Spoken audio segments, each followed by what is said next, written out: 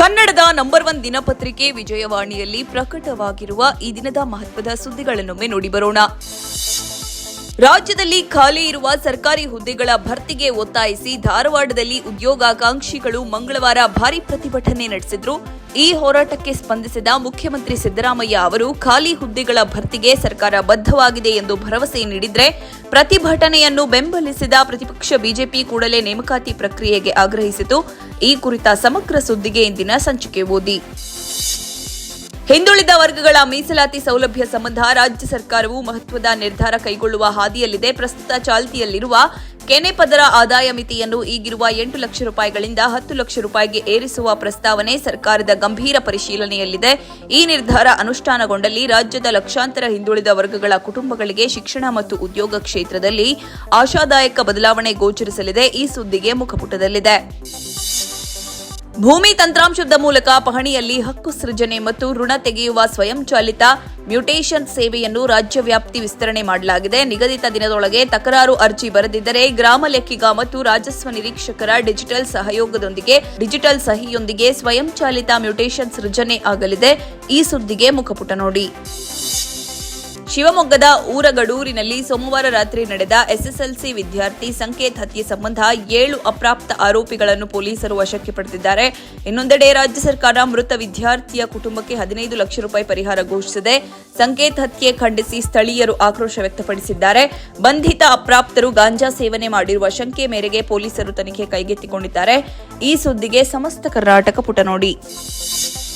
ಮುಂಬೈ ಮೇಲೆ 2008ರ ನವೆಂಬರ್ 26ರಂದು ನಡೆಸಿದ್ದ ಭೀಕರ ದಾಳಿಯಂತೆ ಸಮುದ್ರ ಮಾರ್ಗ ಬಳಸಿ ಮತ್ತೊಂದು ವಿಧ್ವಂಸಕ ಕೃತ್ಯ ಎಸಗುವುದಾಗಿ ಪಾಕಿಸ್ತಾನ ಮೂಲದ ಭಯೋತ್ಪಾದಕ ಸಂಘಟನೆ ಲಷ್ಕರ್ ಎ ತೊಯ್ಬಾ ಉಗ್ರನೊಬ್ಬ ಬೆದರಿಕೆ ಹಾಕಿದ್ದಾನೆ. ಎಲ್ಇಟಿಯ ಉಪಮುಖ್ಯಸ್ಥ ಪಹಲ್ಗಾಮ್ ಉಗ್ರ ದಾಳಿಯ ಪ್ರಮುಖ ಸಂಚುಕೋರ ಸುಲೈ ಕಸೂರಿ ಹೇಳಿಕೆಯುಳ್ಳ ವಿಡಿಯೋವೊಂದು ವೈರಲ್ ಆಗಿದೆ. ಈ ಸುದ್ದಿಗೆ ದೇಶ ವಿದೇಶ ಪುಟ ನೋಡಿ.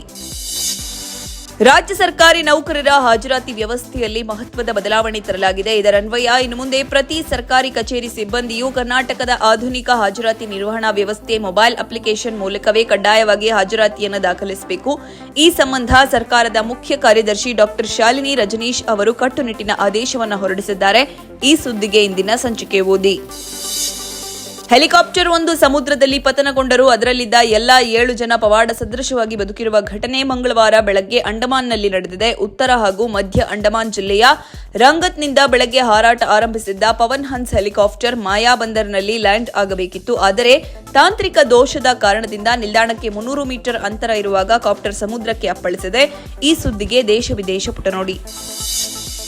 ಮಾದಕ ದ್ರವ್ಯ ಮಾಫಿಯಾ ವಿರುದ್ಧದ ಕಾರ್ಯಾಚರಣೆಯಲ್ಲಿ ಮೆಕ್ಸಿಕೋ ಮಹತ್ವದ ಮುನ್ನಡೆ ಸಾಧಿಸಿದ್ದರೂ ದೇಶ ಹಿಂಸಾಚಾರದಿಂದ ನಲುಗುತ್ತಿದೆ. ಡ್ರಗ್ಸ್ ಡಾನ್ ಎಂದೇ ಕುಖ್ಯಾತನಾದ ನೆಮೆಸಿಯೋ ಒಸೆಗುರಿಯರ ಸರ್ವಾಂಟೆಸ್ ಅಲಿಯಾಸ್ ಎಲ್ ಮೆಂಚೋನೋ ಸೇನೆ ಭಾನುವಾರ ನಡೆಸಿದ ಮಹತ್ವದ ಕಾರ್ಯಾಚರಣೆಯಲ್ಲಿ ಹೊಡೆದುರುಳಿಸಲಾಗಿದೆ.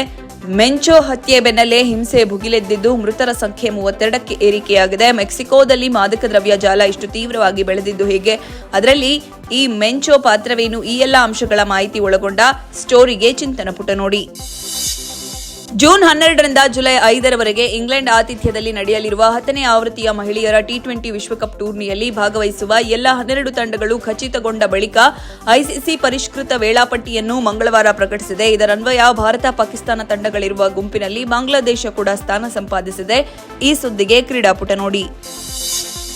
ಹಿಂದಿ ಕಿರುತೆರೆಯಲ್ಲಿ ಮಿಂಚಿರುವ ನಟಿ ಸೌಮ್ಯ ಟಂಡನ್ ಬಾಲಿವುಡ್ ಬೆಳ್ಳಿತೆರೆಯಲ್ಲಿ ಕಾಣಿಸಿಕೊಂಡಿರುವುದು ಬೆರಳೆಣಿಕೆಯಷ್ಟು ಸಿನಿಮಾಗಳಲ್ಲಿ ಮಾತ್ರ. ಜಬ್ ವಿ ಮೆಟ್, ವೆಲ್ಕಮ್ ಟು ಪಂಜಾಬ್ ಚಿತ್ರಗಳಲ್ಲಿ ನಟಿಸಿದ್ದ ಅವರಿಗೆ ದೊಡ್ಡ ಮಟ್ಟದಲ್ಲಿ ಹೆಸರು ತಂದುಕೊಟ್ಟಿತ್ತು. ಆದಿತ್ಯ ಧರ್ ನಿರ್ದೇಶನದ ಧುರಂಧರ್ ಅಲ್ಲಿ ಅಕ್ಷಯ್ ಖನ್ನಾ ನಿರ್ವಹಿಸಿದ್ದ ರೆಹಮಾನ್ ಡಕಾಯಿತ್ ಪತ್ನಿ ಉಲ್ಫತ್ ಪಾತ್ರದಲ್ಲಿ ಅವರು ಮಿಂಚಿದ್ದರು. ಸೌಮ್ಯ ಪಾತ್ರಕ್ಕೆ ಸಾಕಷ್ಟು ಮೆಚ್ಚುಗೆ ವ್ಯಕ್ತವಾಯಿತು. ಇನ್ನು ಇದೇ ಮಾರ್ಚ್ 19ಕ್ಕೆ ರಿಲೀಸ್ ಆಗಲಿರುವ ಧುರಂಧರ್ 2ನಲ್ಲೂ ಉಲ್ಫತ್ ಪಾತ್ರ ಮುಂದುವರಿಯಲಿದೆ. ಈ ಸುದ್ದಿಗೆ ಉಲ್ಲಾಸ. ನಮಸ್ತೆ ಬೆಂಗಳೂರು ನೋಡಿ.